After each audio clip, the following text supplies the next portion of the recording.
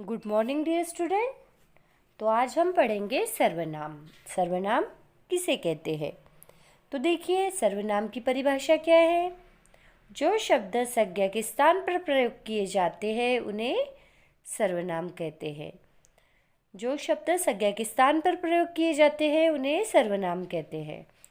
जैसे मैं, वह, यह, तू, हम, वे, ये, तुम, यह क्या है? यह सभी सर्वनाम है। पर इसमें से एक वचन सर्वनाम है। मैं, वह, यह, तू, यह क्या हो गया? एक वचन। और बहुवचन सर्वनाम है। हम, वे, ये, तुम, यह सभी क्या है? बहुवचन सर्वनाम शब्द है। तो देखिए, यह हो गए सर्वनाम और सर्वनाम के कुछ उदाहरण। तो देखिए, सर्वनाम के भेद। सर्वनाम के 6 भेद होते हैं। सर्वनाम के कितने भेद हैं? 6 भेद है। पुरुषवाचक सर्वनाम, निश्चयवाचक सर्वनाम, अनिश्चयवाचक सर्वनाम, प्रश्नवाचक सर्वनाम, संबंधवाचक सर्वनाम और निजवाचक सर्वनाम। यह क्या है? सर्वनाम के 6 भेद है। तो इसमें सबसे पहला है पुरुषवाचक सर्वनाम। तो इसकी परिभाषा है, वक्ता अपने लिए, सुनने वाले के लिए और अन्य किसी के लिए जिन सर्वनाम शब्दों का प्रयोग करता है वे पुरुषवाचक सर्वनाम कहलाते हैं। जैसे कि वक्ता अपने स्वयं के लिए या फिर जो सामने वाला व्यक्ति है उसके लिए या अन्य किसी व्यक्ति के लिए जिन सर्वनाम शब्दों का प्रयोग करते हैं उन्हें पुरुषवाचक सर्वनाम कहते हैं। ये 3 प्रकार के होते हैं: उत्तम पुरुषवाचक, मध्यम पुरुषवाचक और अन्य पुरुषवाचक। तो सबसे पहला है उत्तम पुरुषवाचक। वक्ता या लेखक अपने नाम के लिए स्थान पर जिन सर्वनाम शब्दों का प्रयोग करता है वह उत्तम पुरुषवाचक सर्वनाम कहलाते हैं। जैसे मैं, हम, यह क्या है? उत्तम पुरुषवाचक। मैं कक्षा 2 में पढ़ती हूँ, यह क्या हो गया? मैं क्या है? उत्तम पुरुषवाचक सर्वनाम है। दूसरा है ख, मध्यम पुरुषवाचक सर्वनाम। जो सर्वनाम सुनने वाले के लिए प्रयुक्त किए जाते हैं, जैसे तू, तुम, यह क्या है? मध्यम पुरुषवाचक सर्वनाम है। जैसे तुम भी वहां जाकर बैठो, इसमें तुम क्या है? मध्यम पुरुषवाचक सर्वनाम है। तीसरा है अन्य पुरुषवाचक। जिन सर्वनाम शब्दों का प्रयोग बोलने वाले और सुनने वाले व्यक्ति के अतिरिक्त किसी अन्य व्यक्ति के लिए किया जाए वह, वे, उसे। जैसे क्या है? वह, वे, उसे, यह क्या है? अन्य पुरुषवाचक सर्वनाम है। जैसे बोलने वाला व्यक्ति या सुनने वाले व्यक्ति के अतिरिक्त किसी अन्य व्यक्ति के बारे में जब बोला जाए तब इन सर्वनाम शब्दों का प्रयोग किया जाता है। जैसे वे लोग इधर ही आ रहे हैं। अब इसमें क्या है? वे क्या है? अन्य पुरुषवाचक सर्वनाम है। इस तरह से यह क्या हो गए? पुरुषवाचक सर्वनाम और उनके प्रकार। और उसके बाद है निश्चयवाचक सर्वनाम। निश्चयवाचक सर्वनाम जिन सर्वनाम से दूरवर्ती या समवर्ती व्यक्ति, प्राणी, वस्तु और घटना, व्यापार का बोध होता है उसे निश्चयवाचक सर्वनाम कहते हैं।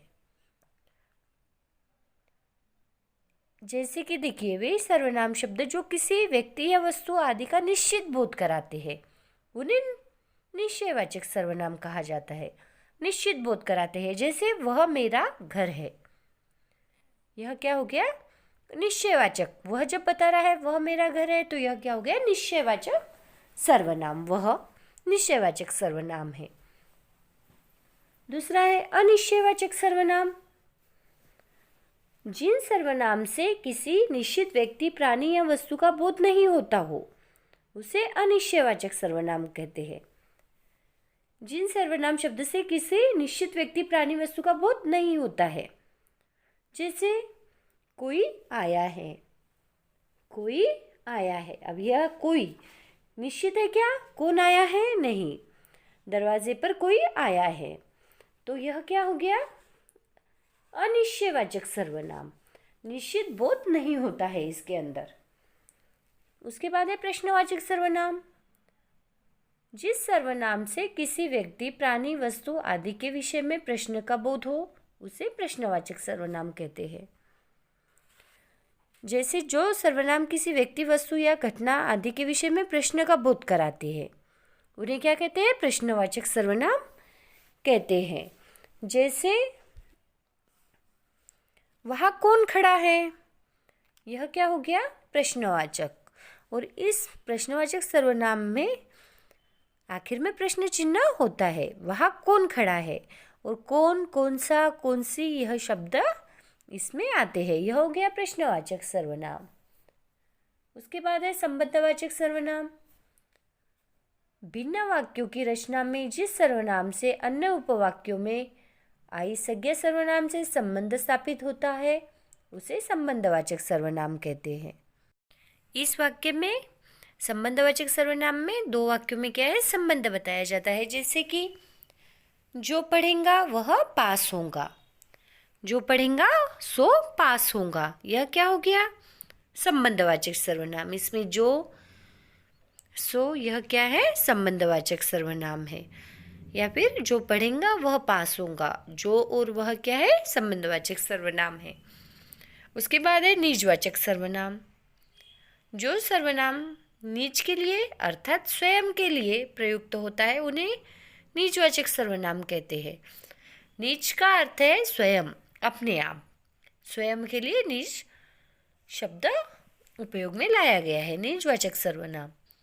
जैसे मैं अपना काम स्वयं करता हूँ, स्वयं, यह क्या हो गया? निजवाचक सर्वनाम। वह स्वयं चला जाएगा। और जैसे देखिए एक और उदाहरण, गांधी जी अपने सभी कार्यों को स्वयं करते थे। स्वयं, यह क्या है? निजवाचक सर्वनाम है। निज का अर्थ ही होता है स्वयं, अपने आप। इस तरह से हमने देखा है सर्वनाम और सर्वनाम के 6 भेद। Thank you.